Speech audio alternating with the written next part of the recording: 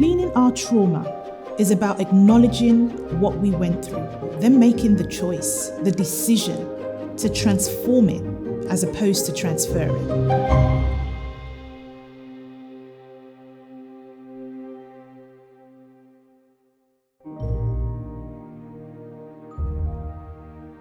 One I'd like to share is probably a sense of abandonment that took place when I was around 3 years old or 4 years old, and I woke up in a car and my parents weren't there, and I felt like they just abandoned me. And a stranger came and took me out of the car because the window was slightly open, so he opened the door and I thought I'm going to be abducted. And but my parents ran and grabbed me from his hands, and that's all I remember. That's really it, and I think that was I just remember myself crying and screaming for not feeling like, and that played out throughout my life. I got stuck in a cycle of abuse. I was 13 when I lost my virginity to rape and fell pregnant as a result. And then I chose to be in a domestically violent marriage. Look, it's probably not that I knew that I was getting into it. So no, I didn't choose it actively. It'd be better to say that I landed in a domestically violent marriage as a result, and I stayed in that marriage for 10 years.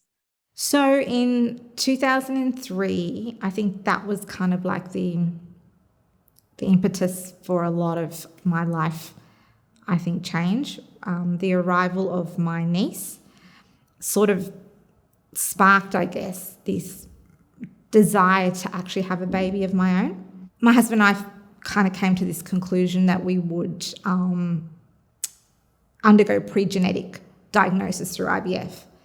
And so we did round one, and when it didn't work, it was like this shock to the system, because I was like, hang on a minute, I've been preparing for this for so long. I've done everything right, I've eaten right, I've, done all the exercise, I've done everything right. Why didn't it work? And it kind of really shocked me. So trauma is any experience that's distressing to a person, and I think it's really important to know that what is distressing to one person may not be for another. So it's not necessarily the actual incident, it's the way the brain processes the incident that makes it a trauma or not. I think we all experience some level of trauma, and I also know that we all have a different level of resilience to trauma. And so what might be traumatic for me might not be traumatic for somebody else. So there's a great model called the window of tolerance. It's a Dan Siegel model. And he talks a lot about how we're in our window of tolerance and we can process, all parts of our brain are all switched on. And we have different things that will happen that will take us into different states of arousal. And some of us, when we've experienced trauma, will get stuck. Our nervous system will almost get stuck on or in hyperarousal, like a fight or flight response, or it can get stuck on off, which is a hypoarousal, it's like a freeze state. And so if we've grown up in an unsafe environment, then our nervous system's always like switched on. Like if I have to be hypervigilant because it's not safe where I am, then naturally my window of tolerance becomes a lot smaller. One time during an experience of sexual intercourse, he put his hands around my neck forcefully and attempted to strangle me. And I turned around and went to sleep that night and was very shocked. And I reached out to one person who I trust and told them what had happened, and they said, go to the police. And so for the first time ever, I realised I might be in something that's not actually where I want to be. By the following year, I think we had one embryo and we just needed it to defrost in order for us to do another round. And the embryo didn't survive the defrosting process. I do remember sitting on the couch with, next to my husband and getting the call from the clinic. I mean, we were just about to go to the clinic to undergo this round. undergo the transfer. But yeah, when we got the news, I think that was the point at which I just became completely shut down, like numb. I didn't even react. I didn't connect to any disappointment, sadness, anger. My husband did. I didn't. I think a lot of anxiety about abandonment, like whether it was my mum never coming picking me up from school or kindergarten. I was the most anxious kid, like in the class, just sitting waiting for my mum to come and pick me up. It's like, keep looking at the door. Why isn't she coming? And I feel, if I reflect back on a lot of my relationships, I always felt like, is she going to leave me? Like, she's going to disappear. What if she disappears tomorrow? So that's kind of anxiety of abandonment. So I've got two thoughts about that.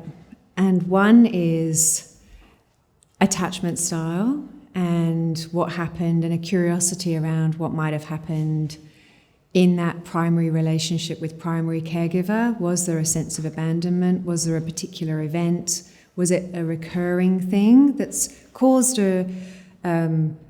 because I feel that all of those strong reactions have come from somewhere. They're not kind of made up. It's kind of like something's built that. So I get curious about, okay, I wonder what was happening between zero and, what was happening from birth that might have caused an appropriate anxiety response that's carried on.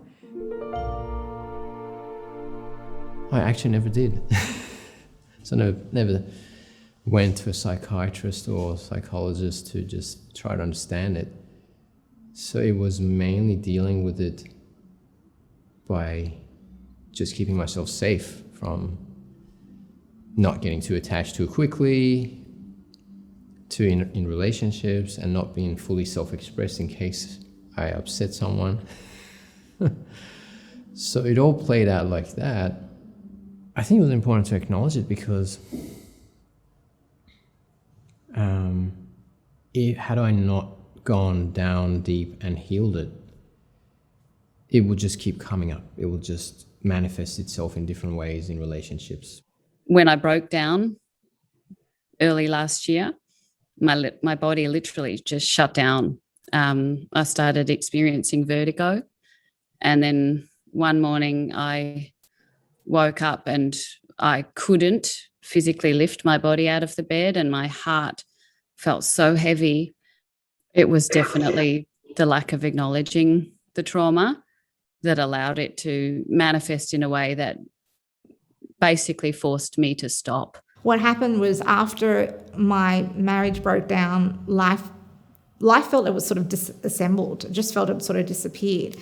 And I was in this state of feeling really empty. Like, I remember being in my Sydney apartment and looking around and going, gosh, I don't actually recognise anything. It's really interesting that as somebody who's a therapist that's been through a number of years of failed IVF, and then, like, I'm well over a decade since that experience. I think it's only been in the last couple of years that I really recognised it as trauma. It may not be trauma for everybody going through IVF, and I don't necessarily think that everybody going through IVF finds it traumatic, but I think the large number of women that I see and couples that I see, there are many traumas. Acknowledging it's really the first step. Like, you cannot change anything you don't acknowledge. And the reason why healing works is that most of our pain is in the unconscious. And even though we're not aware of it, it's what's motivating us. And only a small amount is in the conscious. So by acknowledging it, then we'll bring it into the conscious, and then we can heal it. We cannot heal anything that's in the unconscious. So acknowledging it is always a very, very first step of healing. And it's painful. And most people don't. And as a safety mechanism and a safety structure, the mind tries to protect us from it and pushes it down. And it's okay down in the unconscious for a while, but at some stage it starts to really disturb us in the way it shows up in our life.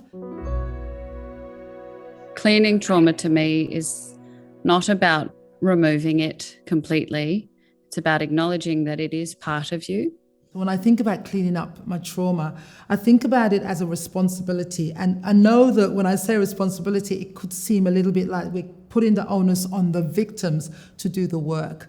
But ideally, we can only do it one person at a time, So it's kind of like if I want to see change, I look at the person in the mirror. So I think for me, when I think about cleaning up trauma, I see it as my responsibility to clean up the trauma that's in me so that I reduce the harm that I do to the people in my life. I feel like cleaning your trauma is about, meeting it, unlocking these parts of self that has been shut down. And in that process, I think ultimately cleaning your trauma means becoming more whole, becoming more integrated. So if I hadn't gone through that healing process and reconnected with myself at a deep level, I would always feel incomplete by myself. I always feel like I need something outside of me to complete me. And that deep connection with self had made me realize I'm actually complete on my own. And that's when you can actually truly be able to give in a relationship. The healing journey for me and acknowledging it is one thing because of the breakdown, but understanding it is another. And I think that's the lifelong journey.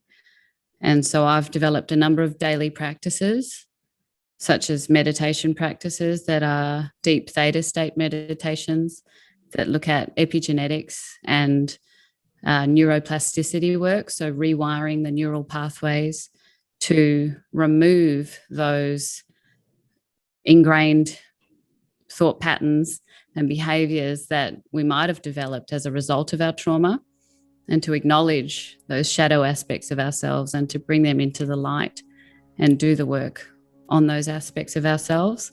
Healing is 100% possible.